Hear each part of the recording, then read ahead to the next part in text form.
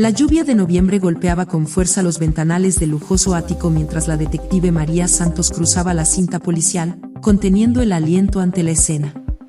Alexander Bass, el millonario emprendedor tecnológico, yacía tendido en el suelo de mármol italiano, con una copa de cristal rota junto a su mano extendida.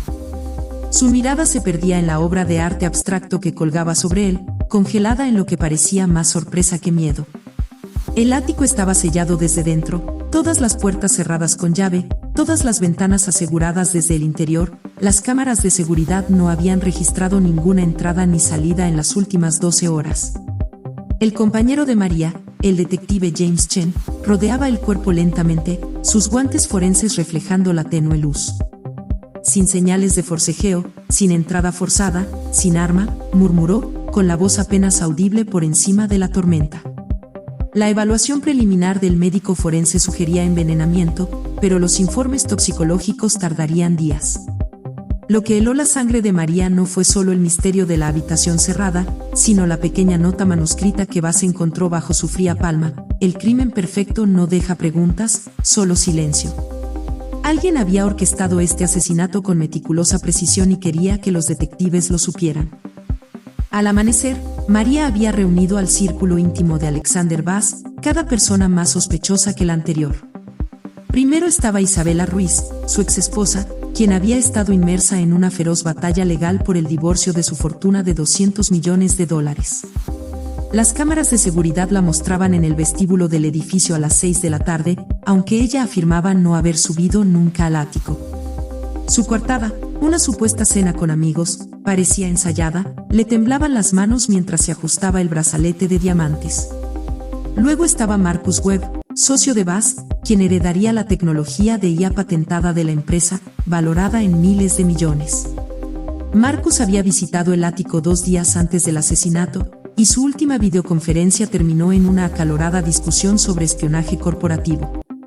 La grabación de vigilancia reveló el rostro de Marcus contorsionado por la rabia mientras amenazaba con acabar con todo. La doctora Elena Volkov, médica particular de Bass, surgió como la tercera sospechosa. Tenía acceso irrestricto a medicamentos recetados y recientemente había estado tratando a Bass por ansiedad. Los registros telefónicos mostraban 17 llamadas entre ellos durante la semana previa a su muerte. Finalmente, estaba Rafael Santos, jefe de seguridad del edificio y primo de María, con quien no se hablaba. Controlaba todas las cámaras, todos los accesos y tenía las llaves maestras. Mientras María interrogaba a cada sospechoso, sentía que la situación se le venía encima, dándose cuenta de que alguien en esa habitación era un asesino brillante y calculador. El informe toxicológico llegó al tercer día y destrozó todas las teorías que María había elaborado. Alexander Bass había sido envenenado con un compuesto raro derivado de plantas amazónicas, prácticamente indetectable y que requería conocimientos especializados para su obtención. El veneno habría actuado lentamente, dando al asesino tiempo para crear una coartada. Pero lo que heló la sangre de María fue que el compuesto había estado en el organismo de Bass durante al menos una semana, lo que significaba que lo había estado ingiriendo gradualmente, sin saberlo. Alguien lo había estado envenenando lenta y metódicamente, a la vista de todos. El ático se convirtió en un laberinto forense mientras el equipo de María registraba cada superficie. Encontraron rastros microscópicos del veneno en la cafetera de Bass, en sus suplementos vitamínicos e incluso en su costosa colonia. El asesino no solo lo había asesinado, sino que había estudiado su rutina diaria, se había infiltrado en sus espacios más íntimos. A las 2 de la madrugada, mientras revisaba las grabaciones de seguridad por enésima vez, María notó algo que la hizo pausar el vídeo. En el reflejo del espejo del ático, apenas visible, se proyectaba una sombra que no debería existir. Alguien había estado en ese apartamento, alguien que las cámaras no captaron.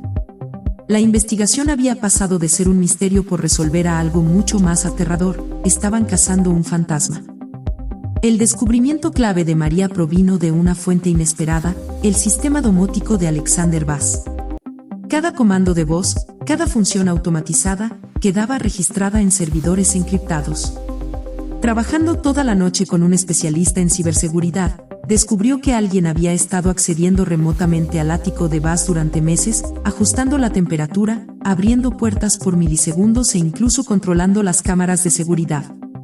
El hacker había creado puntos ciegos, grabaciones fantasma que mostraban habitaciones vacías cuando en realidad había alguien presente. Pero el hallazgo más escalofriante fue una serie de archivos de audio con grabaciones de las conversaciones privadas de Bass, sus discusiones, sus confesiones. Alguien lo había estado escuchando todo. Cuando María rastreó la dirección IP, se le entumecieron las manos. El acceso provenía de la propia red del departamento de policía. Ahora estaba investigando a uno de los suyos, alguien que sabía exactamente cómo funcionaban las investigaciones de homicidios, alguien que podía anticipar cada movimiento. El ático cerrado no era un desafío, era una provocación. Esa noche, María recibió un correo electrónico anónimo sin asunto, solo una frase: «Estás más cerca de lo que crees, detective Santos. Pero, ¿tienes el valor suficiente para ver la verdad?». Se adjuntaba una fotografía de la propia María, tomada desde el interior del ático de Alexander Bass el día del asesinato. Alguien la había estado vigilando mientras investigaba, orquestando toda la farsa. El cazador se había convertido en la presa.